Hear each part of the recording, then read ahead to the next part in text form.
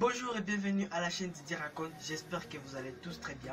Donc pour cette nouvelle vidéo, je vais vous parler d'un autre ancien Suisse. Mais donc comme je viens de le dire, notre sujet est des Suisses. Mais la différence entre lui et Jean-Jacques Rousseau, c'est que lui, il est médecin et psychopédagogue du 19 au 20e siècle. C'est bien évidemment Édouard Claparède. Édouard Claparède est considéré comme le plus grand psychologue dans un plus grand mouvement de rénovation dans le monde à cause de sa théorie sur la psychologie fonctionnelle qui, je cite, a donné l'éducation fonctionnelle. D'où ça fait d'Édouard Claparède ou Édouard Claparède est le père de l'éducation fonctionnelle.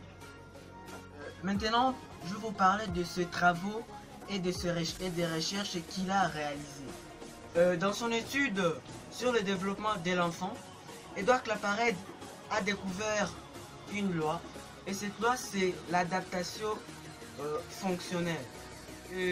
D'après ou selon cette loi, l'activité se déclenche lorsqu'elle porte à satisfaire les besoins ou l'intérêt du moment. Claparède recommande une éducation fonctionnelle, c'est-à-dire celle qui part des besoins de l'enfant. Elle part des besoins de l'enfant pour organiser les activités comme application pédagogique de ses travaux psychologiques. La deuxième travaux et recherches qu'il a réalisé, c'est sa conception fonctionnelle de l'éducation. Dans cette conception place l'enfant au centre de méthodes et des programmes. Et il voit aussi l'enfant comme doué des intérêts liés à ses besoins.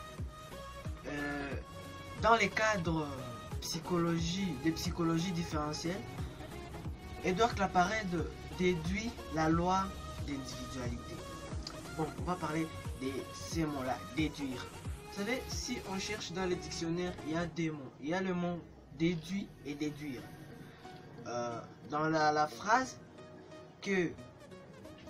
qu'on nous a présentée dernièrement, c'est écrit déduit avec D.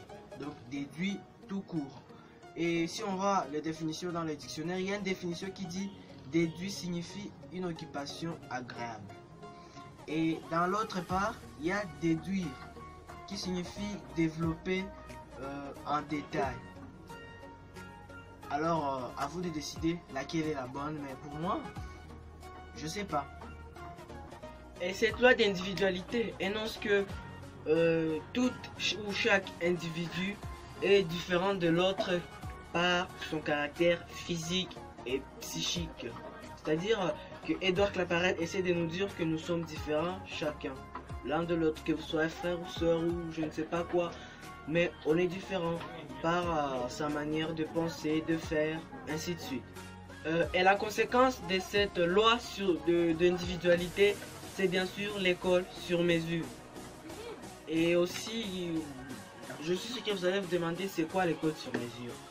L'école sur mesure est une école adaptée au tempérament, à l'âge mental, à l'intérêt, au rythme personnel, à l'environnement et à l'individualité de l'enfant. Parmi ces ouvrages, nous citons la psychologie de l'enfant et la pédagogie expérimentale. Il y a aussi diagnostic des aptitudes écoliers et pour finir l'éducation fonctionnelle. Voilà, c'est partiellement que s'achève cette vidéo, j'espère qu'elle vous aura plu. Et qu'à travers elle, vous avez connu l'histoire d'Édouard Claparède. Si c'est le cas, fais-le nous en signe dans les commentaires. Et surtout, abonne-toi si tu es nouveau ou nouvelle à la chaîne. Laisse un pouce bleu. Et tu peux me suivre sur les réseaux sociaux, notamment sur Instagram et Twitter au nom de Didier Olimba. Et spécialement sur Facebook, j'ai créé une sorte de page pour les gens parce que vous serez obligé de chercher un autre nom pour une chaîne Hein, ça fait un peu bizarre, alors j'ai choisi de créer cette nouvelle page pour les abonnés de ma chaîne, parce que si vous suivez une vidéo en entier, à la fin de la vidéo je vous donne des descriptions d'où il faut me suivre sur les réseaux. Et voilà, je voulais juste vous informer que j'ai créé une nouvelle page sur Facebook. Elle s'appelle Didier Raconte, comme le nom de la chaîne. Vous pouvez aller sur Facebook même tout de suite et vous abonner, vous aimez la page.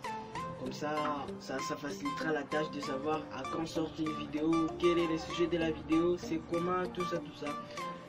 Et j'ai vu que c'était quand même nécessaire.